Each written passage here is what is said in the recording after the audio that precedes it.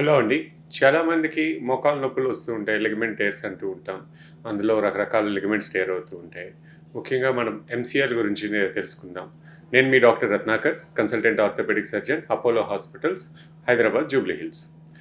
MCL అన్నది చాలామందికి ఒక లిగమెంట్ అనే తెలుసు. అది ముఖ్యంగా మోకాల్లో చూసామనంటే ఈ ముక్కి భాగం, లోపల భాగంలో ఉంటుంది. ఇది కాలు కదలిక లేకుండా ఉంటుంది. దీన్ని తెగింది అని అంటే చాలా కష్టం. అది యూజువల్గా స్పోర్ట్స్ ఇంజరీస్లో లేకపోతే యాక్సిడెంట్స్లో కానీ ఒకవేళ ఈ థ్రస్ట్ ఇటుపక్క నుంచి ఏదన్నా తగిలింది అన్నప్పుడు ఇది ఓపెన్ అయ్యే అవకాశం ఉంటుంది.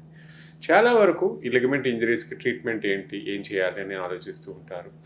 రకరకాల సలహాలు తీసుకుంటూ ఉంటారు. ఆపరేషన్ చేయించుకోవాలా లేదా, అది హీల్ అవుతుందా, స్వతహాగా దానికి హీల్ అయ్యే అవకాశం ఉందా లేదా అన్నది చాలామందికి డౌట్స్ వస్తూ ఉంటాయి. ఎంసీఎల్ అన్నది 90% సర్జరీస్ అవసరం ఉండదండి. ఎందుకంటే దీనికి బ్లడ్ సప్లై ఉంటుంది.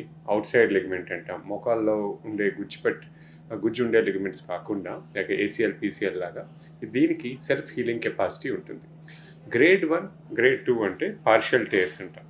ఈ పార్షియల్ టేర్ అయినప్పుడు కదలకుండా ఏదైనా పట్టీ వేసి ఉంచితే, నీ బ్రేస్ కానీ ఇది కానీ, దానికి స్వతహాగా హీల్ అయ్యే అవకాశాలు ఎక్కువ ఉంటుంది. అదే కంప్లీట్గా టేర్ అయింది, కింద పై భాగం కానీ కింద భాగం కానీ అన్నప్పుడు మాత్రం కంపల్సరీ ఆపరేషన్కి వెళ్ళాల్సి వస్తుంది. ఎందుకంటే అది అటాచ్మెంట్ ఉంటేనే హీల్ అయ్యే అవకాశం ఉంటుంది. వాటితో పాటు వేరే లిగమెంట్స్ ఏమైనా ఉన్నాయా? ఒక్కటే యూజువల్గా అరుదుగా ఒక్క ఎంసీఎల్ ఒకటే టేర్ అయ్యే అవకాశం తక్కువ. దాంతోపాటు వేరే మెనిస్కస్ కానీ ఏసీఎల్ కానీ తెగే అవకాశాలు కూడా ఉంటాయి. ఇవి కూడా రూల్ అవుట్ చేసుకోవడానికి ముందు మేము ఎగ్జామిన్ చేసి అవసరమైతే ఎంఆర్ఐ తీయించుకొని, ఎంఆర్ఐ కంపల్సరీ అండి. ఎంఆర్ఐలో ఎటువంటి లిగమెంట్స్ టేర్ అయ్యాయి, దానికి ఏం చేసుకోవాలన్నది తెలుస్తూ ఉంటుంది.